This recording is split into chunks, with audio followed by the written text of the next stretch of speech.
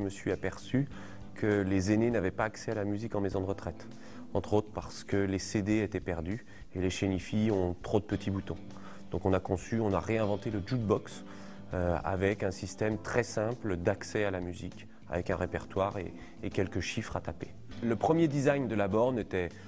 On ne l'a pas beaucoup travaillé et entre autres, certains aînés ne comprenaient pas à quoi servait cette machine. Donc il fallait la rendre plus audible, si je puis dire.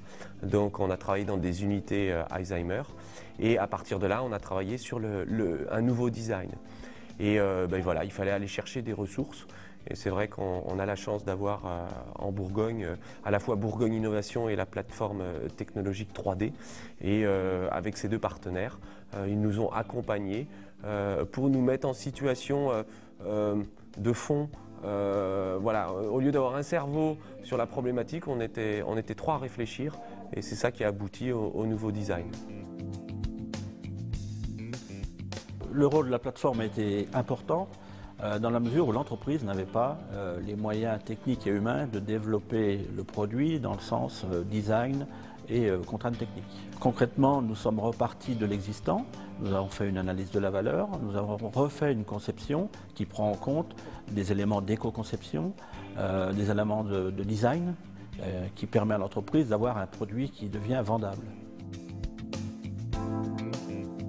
Depuis plusieurs années, nous travaillons avec les équipes pédagogiques et les entreprises sur ce que l'on appelle de la coopération technologique. C'est-à-dire, on travaille grandeur nature avec des besoins réels d'entreprise et les jeunes et les enseignants essaient de trouver des solutions technologiques. Dans le cadre de COP21, on a bien entendu mis l'accent sur toutes les dispositions de coopération technologique qui prenaient en compte les mesures environnementales. Et dans le cas ici précis de la borne Mélo, on a un exemple d'éco-conception qui est dans le secteur de la silver economy et qui répond à tous les impératifs de l'éco-conception. L'éco-démarche pour nous, c'était tout à fait des règles de bon sens qui consistaient à travailler avec des acteurs locaux pour réduire les déplacements, de travailler sur le poids et sur les matériaux, sur le fait que le produit soit transportable facilement, encastrable, d'un poids limité, etc.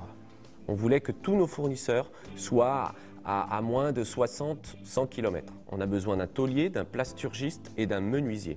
Et ça, on a même réussi à faire du Made in Bourgogne. Et enfin, on a réussi à faire que chaque matériau, à part les parties électroniques que l'on achète, soit toutes recyclables. Que si on a envie de rêver, je crois que demain, la belle innovation, ce sera celle qui sera qualifiée d'éco-socio-innovation. Et je crois que tout ce qui va concourir à préparer l'éco-innovation et l'intégration du développement durable sera un axe majeur de la compétitivité de demain. Notre association s'intéresse à dynamiser la relation entre les entreprises, les élèves et les établissements de formation. Alors pourquoi? Parce qu'en formation professionnelle, ces trois acteurs-là sont incontournables et nous pensons que toutes les actions pédagogiques qui sont menées, si elles sont menées en relation avec le territoire et les entreprises du territoire, c'est une façon de former en compétences des jeunes qui seront reconnus dans le territoire et dans les entreprises, des jeunes qui seront performants et des entreprises qui naturellement soutiendront l'établissement et l'effort de formation professionnelle. Entre un étudiant qui travaille sur un travail pratique ou un travail dirigé et un étudiant qui travaille sur un projet industriel ayant les contraintes de l'industrie, on trouve deux écoles et l'école de la plateforme est une école extrêmement formatrice puisque là les contraintes sont réelles, que l'entreprise qui a contractualisé, elle attend des résultats et l'étudiant et son tuteur en l'occurrence subissent ces contraintes et doivent respecter le cahier des charges. Nous on a fait appel à eux. On a eu des gens hyper performants. Pour preuve le résultat, aujourd'hui on a un design qui est reconnu. Je vais vous donner un seul résultat de cette collaboration. Le magazine La Tribune a sélectionné 5 produits qu'ils ont appelés les meilleurs designs seniors et la borne Mélo faisait partie de cette sélection. L'entreprise est un partenaire de l'action pédagogique et c'est un partenaire qui est partie prenante puisqu'il y trouve aussi son intérêt.